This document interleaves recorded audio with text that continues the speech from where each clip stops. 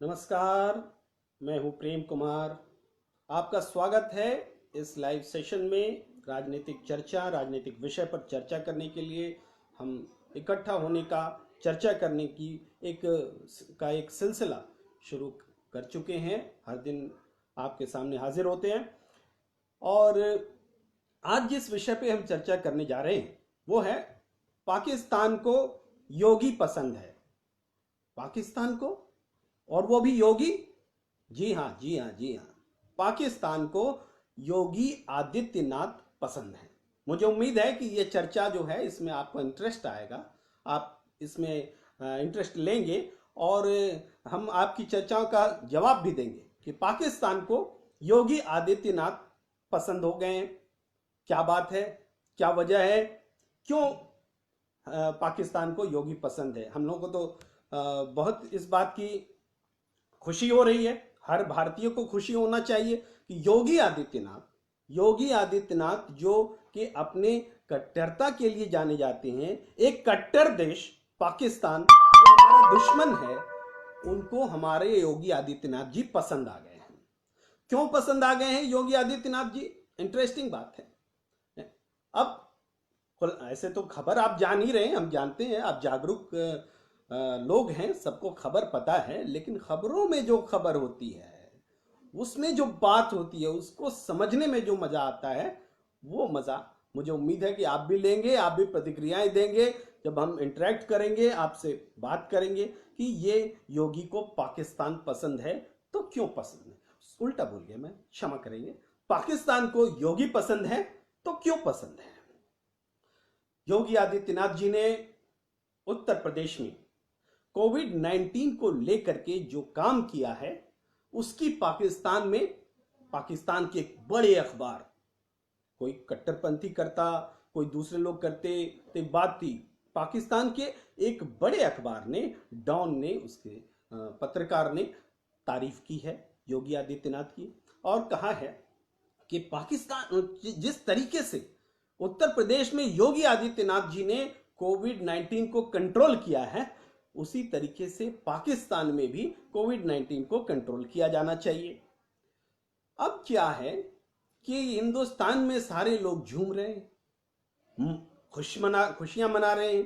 अरे थोड़ी खुशी तो हमें भी है, जो कि हम कोविड-19 से भुगत रहे हैं। हमें भी है कि चलिए पाकिस्तान में योगी आदित्यनाथ जी का डंका बज गया। और ये डंका क्या है, आप सोचिए। देखिए, पाकिस्तान में आज कोरोना के मरीजों की संख्या कितनी हो गई है? 1 लाख से ज्यादा, 1 लाख से ज्यादा। और उत्तर प्रदेश में कोरोना मरीजों की संख्या कितनी है? 10,000 से ज्यादा। है ना तुलना वाली बात? 10 गुना ज्यादा पाकिस्तान में कोरोना के मरीज हैं। पाकिस्तान की आबादी कितनी है? 22 करोड़। और उत्तर प्रदेश की आबादी कितनी है? 21 करोड़। तो आबादी भी लगभग एक जैसा है। तो 10 गुना उत्तर प्रदेश से ज्यादा पाकिस्तान में अगर कोरोना मरीज हैं, तो वहां के पत्रकार को चिंता होनी चाहिए। उसने चिंता व्यक्त की है। लेकिन मैं भी यहाँ का पत्रकार हूं, हिंदुस्तान का पत्रकार। मुझे भी अपने देश की स्थिति परिस्थिति को समझने और आकलन करने और उसको रखने की मैं कोशिश करता हूं और चिंता होनी चाहिए कोविड-19 को लेके। मैं जो देख पा रहा हूं कि पाकिस्तान में जब 10,000 कोरोना के मरीज हुए थे, तब क्या था। मैंने कुछ खंगाला, याद किया, देखा। पाकिस्तान में ये 10,000 का जो आंकड़ा हुआ, वो अप्रैल में, 22 अप्रैल को आया था। और 10,000 से उसको 20,000 होने में करीब 12-13 दिन लग गए थे। तब जाकर के पाकिस्तान 20,000 पर पहुंचा था। अब मैंने सोचा हिंदुस्तान में कितने दिन लगे, वो भी जरा देख लूं। हिंदुस्तान में जब 10,000 कोरोना हुआ, तो उसको 20,000 होने में 8 दिन लगे थे। मैंने सोचा अच्छा, तब तो पाकिस्तान ने हमसे बेटर परफॉर्म किया। फिर मैंने देखा महाराष्ट्र में महाराष्ट्र में भी 1 लाख के करीब होने वाली है गिनती, अभी हुई नहीं है, वो भी पाकिस्तान के बराबर है, चीन को पीछे छोड़ चुका है महाराष्ट्र। महाराष्ट्र में गैर बीजेपी की सरकार है, इसलिए कई लोग खुश भी हो रहे थे कि चलो गैर बीजेपी सरकार ने चाइना को पछाड़ दिया। लेकिन महाराष्ट्र में 10 से 20 हजार होने में 9 दिन लगे थे, यानी हिंदुस्तान का जो टोटल फिगर था उससे 1 दिन बेहतर था महाराष्ट्र। और उत्तर प्रदेश में अभी 10,000 का फिगर हमने छुआ है। अब 10,000 से 20,000 होने में उत्तर प्रदेश को कितना समय लगेगा, ये देखना बहुत महत्वपूर्ण बात होगी। और ये हमारे लिए आगाह करने की भी बात है, अपनी सरकार को आईना दिखाने की भी बात है, सचेत करने की भी बात। को 8 दिन लगे तो उत्तर प्रदेश को कितने दिन लगेंगे? अगर 13 दिन से ज्यादा लगता है तब तो योगी आदित्यनाथ जी को बिल्कुल बधाई देनी चाहिए। वो पाकिस्तान का हम शुक्रगुजार होंगे उस पत्रकार का जिन्होंने योगी आदित्यनाथ जी को बधाई दी है, और हम उनकी बात को फॉलो करेंगे, बिल्कुल सही बात। लेकिन अगर 8 दिन से ज्यादा लगता है या 9 दिन से ज्यादा लगता है तो इसका मतलब है कि उत्तर प्रदेश ने देश के हिसाब से और महाराष्ट्र की तुलना में बेहतर काम किया है, और 10,000 से 20,000 होने में अधिक समय लगा है। यह भी देखा जाना बाकी है। लेकिन ये तो हुई आंकड़ों की बात। मैं देख पा रहा हूं कि कुछ लोगों ने टिप्पणी की है। मैं जरा सा विराम लेता हूं और ये देखने के लिए कि लोग क्या कह रहे हैं। तो किसी ने कहा है कि पाकिस्तान को योगी पसंद है, ये बात उन्हें सुन के बहुत अच्छा लगा है और लाइक किया है इस चीज को। तो चलिए, ये बात वाकई को कहीं अगर हमारे प्रदेश के मुख्यमंत्री की तारीफ होती है तो ये तारीफ सुनने लायक बात है और इस तारीफ को लेना चाहिए।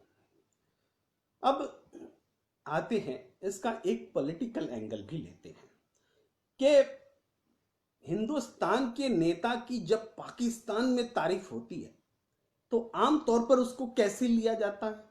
आमतौर पर पुराने सारे इतिहास खंगाल लीजिए तो यह कहा जाता है कि इसका पाकिस्तान से कनेक्शन है। पाकिस्तान से क्या कनेक्शन है, पाकिस्तान से भाषा कैसे मिलती है, पाकिस्तान को यह पसंद क्यों आते हैं, तमाम तरह की बातें होती हैं। तो इस मामले में यह बातें नहीं होंगी, क्योंकि हम सब जानते हैं कि योगी आदित्यनाथ जी का तो पाकिस्तान से कनेक्शन हो ही नहीं सकता।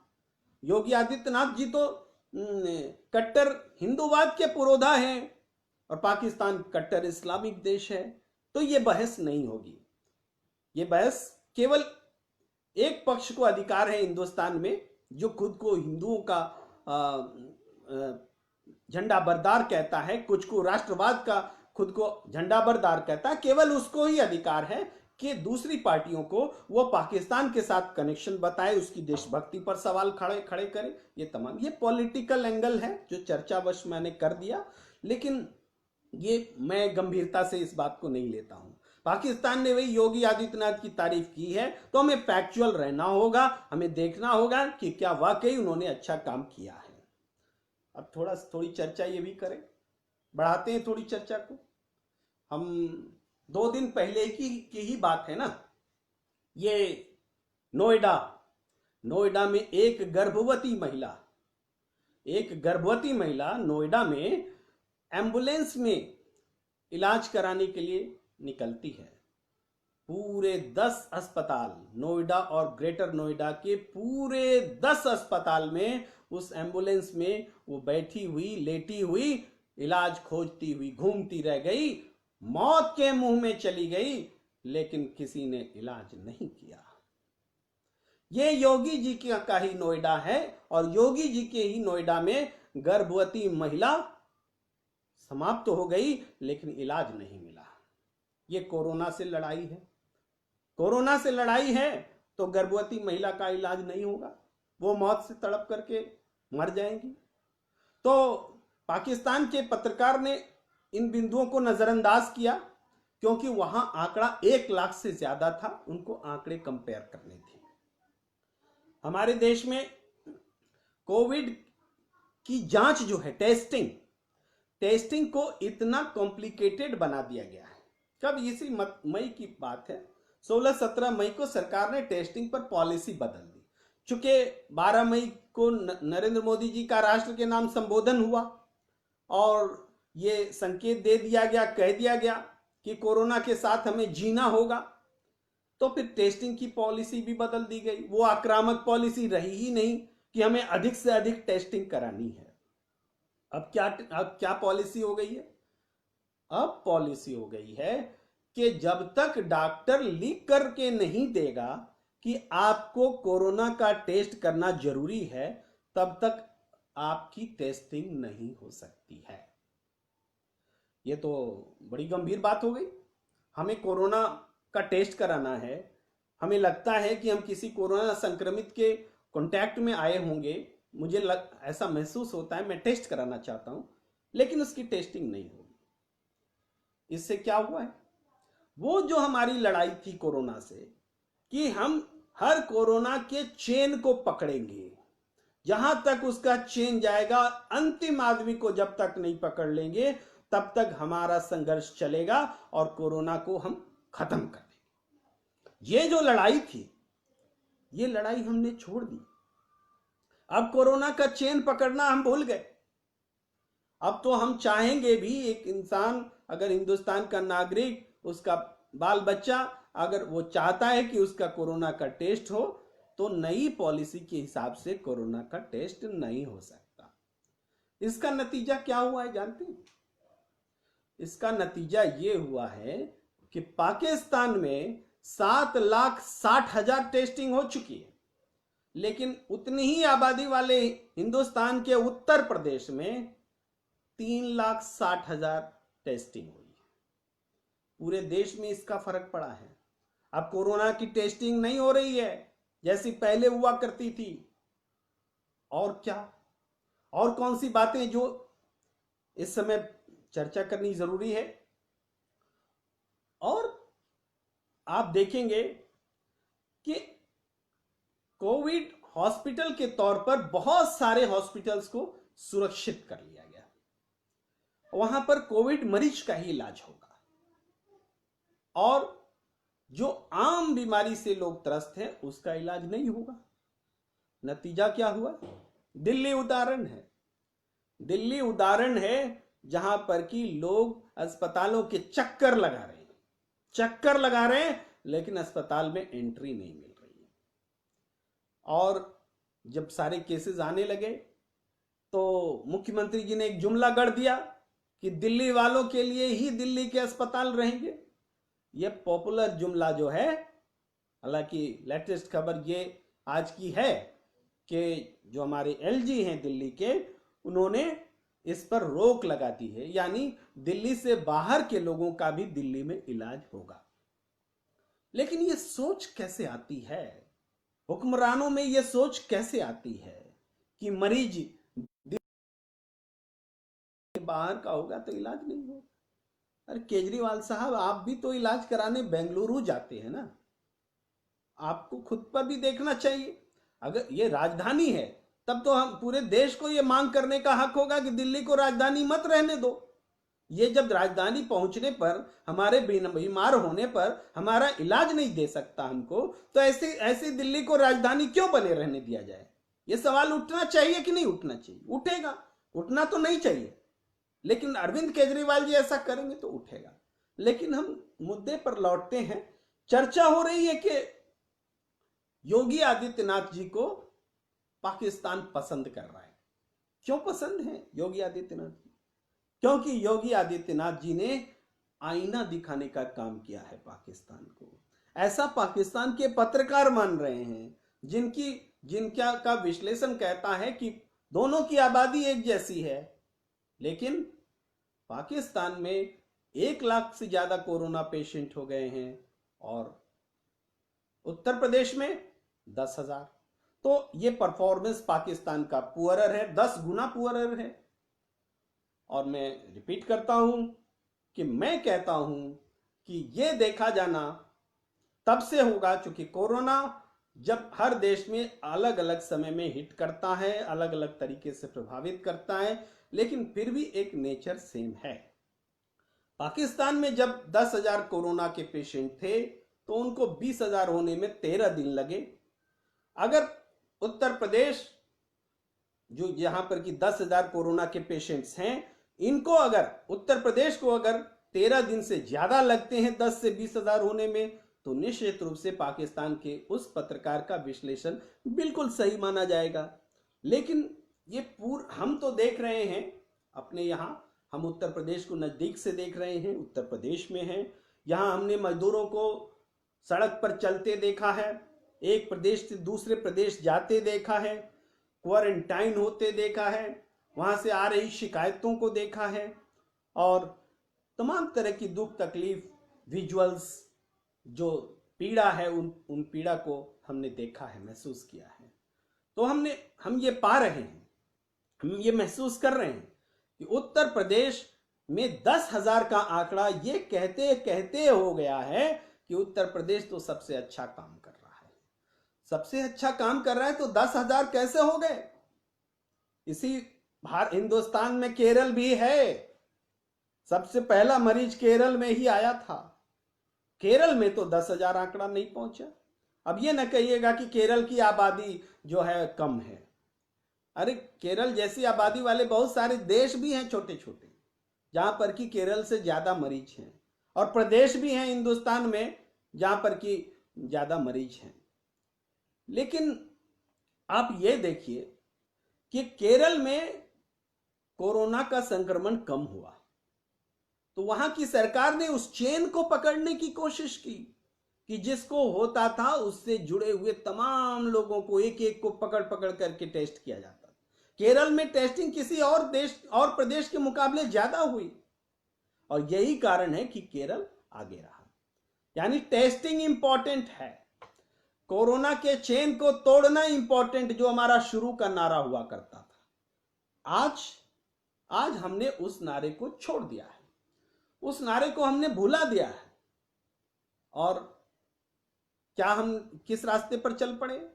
एक राज्य दूसरे राज्य से कंपटीशन कर रहा है कि हम तुमसे बेहतर हैं तो हम तुमसे बेहतर हैं, तुम मुझसे खराब हो तो वो मुझसे खराब है। यानी दूसरे को बुरा दिखा करके खुद को अच्छा बताना, अपने को अच्छा बता करके दूसरे को बुरा बताना, ये कंपटीशन, ये अनहेल्दी कंपटीशन जो है शुरू है।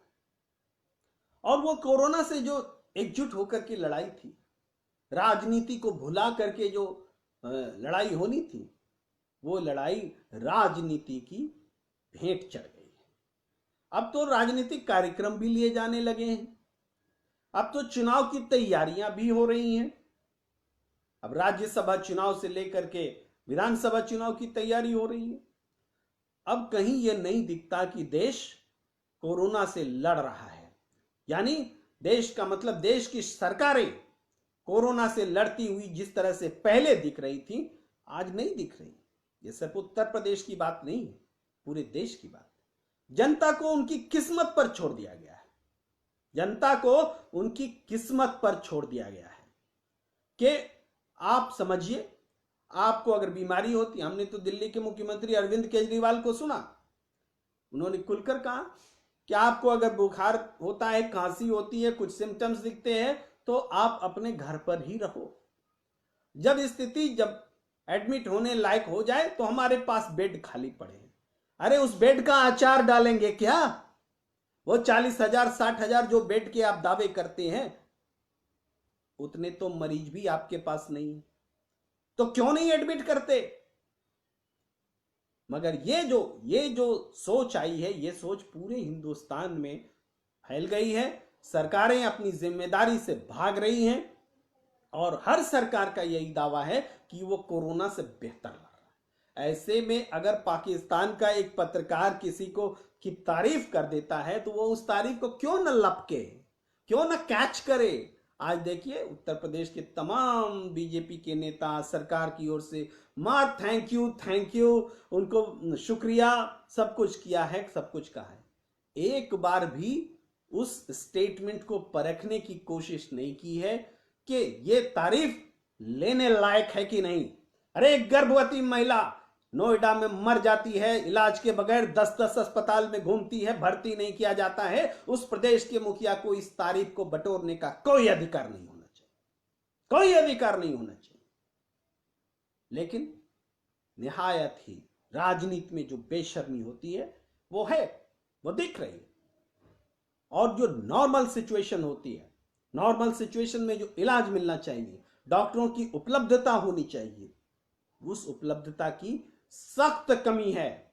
आज डॉक्टर्स खुद कोरोना से भयभीत हैं, उनके पास सुरक्षा उपकरण नहीं होते, वो सबसे ज्यादा कोरोना के सामने वल्नरेबल होते हैं, वो उसके शिकार हो सकते हैं। और उस खतरे के बावजूद स्वास्थ्य कर्मी जो है वो सेवा दे रहे हैं, वो सैल्यूट के हकदार हैं, वाकई हकदार हैं। लेकिन क्या सैल्यूट करने से उनके खतरे कम हो जाते हैं? उनको सुरक्षा उपकरण उपलब्ध कराना उन्हें सैल्यूट करना होगा कि केवल बयानबाजी उनको से ही उनका सैल्यूट हो जाता है? बयानबाजी से उनका सैल्यूट कतई नहीं होता। ये एम्स दिल्ली का सबसे बड़ा अस्पताल है ना, लेकिन आज डॉक्टर स्वास्थ्य कर्मी करीब 500 के करीब स्वास्थ्य कर्मी कोरोना से पीड़ित हो गए। कैसे हो गए? कैसे पीड़ित हो गए? कहां है आईसीएमआर? कहां है स्वास्थ्य महकमा? कहां है स्वास्थ्य मंत्रालय? आप अपने एम्स जैसे अस्पताल के स्वास्थ्य कर्मियों को अगर सुरक्षा नहीं दे सकते, कोरोना से नहीं बचा सकते, तो आप आम आदमी को क्या बचाइएगा? क्या बचाइएगा आप आम आदमी को? जबकि जो डॉक्टर जिसको बचाने की सबसे प्रायोरिटी होनी चाहिए, जिसको सबसे ज्यादा पहले सुरक्षा किट उपलब्ध कराया जाना चाहिए, क्या आपके पास सुरक्षा किट खरीदने के पैसे नहीं है? आपने मंगाए नहीं, आपने बांटे नहीं, क्या कमी रह गई? क्या कमी रह गई? यह बड़ा सवाल है। और इस सवाल को अगर हम नजरअंदाज करते चलें कि अरे मत बोलो, ये संकट का समय है, कोरोना के समय में अगर बोलोगे तो ये लड़ाई कमजोर हो जाएगी। लड़ाई इस बात से कमजोर नहीं होती कि हम उंगली दिखाते हैं, लड़ाई तब कमजोर होती है जब हम उंगली वापस लेते हैं। उंगली दिखाने से लड़ाई मजबूत होती है, क्योंकि जब हम उंगली दिखाएंगे तभी वो उंगलियां बन करके सरकार को गलत से सही होने के लिए मजबूर करेंगे। ये बात हमें समझनी पड़ेगी। कोरोना, ये हमने मौका, ये अवसर जो मिला, मैं धन्यवाद कहता हूं पाकिस्तान के उस पत्रकार को जिन्होंने योगी आदित्यनाथ जी की तारीफ की। और एक भारतीय होने के नाते हमारा सर ऊंचा होता है गर्व से कि हमारे मुख्यमंत्री की तारीफ हुई। लेकिन एक भारतीय होने के नाते, उत्तर प्रदेश का नागरिक होने, हिंदुस्तान का नागरिक और उत्तर प्रदेश का वासी होने के नाते हमें उत्तर प्रदेश की स्थिति को लेकर भी चिंता होती है, देश की स्थिति को लेकर भी चिंता होती है कि जो चीजें घट रही हैं उसको उसी रूप में दिखाए जाने की जरूरत है। मुझे लगता है कि जिस विषय पर हम बात कर रहे हैं उसकी गंभीरता, उसकी संजीदगी बयां हो रही है। आप भी इससे जरूर इंटरेक्ट करेंगे। अभी थोड़ा कम कर रहे हैं, आने वाले समय में और भी ज्यादा करेंगे। मैं एक्सपेक्ट करता हूं कि ये जो सिलसिला है जारी रहे और हम हर दिन इस विषय पर, जो चिंतनीय विषय है, जो सोचने वाली जो बात है, जो गंभीर विषय है, उस पर चर्चा करते रहें। इतना कहते हुए मैं आपसे विदा लेता हूं। आज के लिए इतना ही। नमस्कार।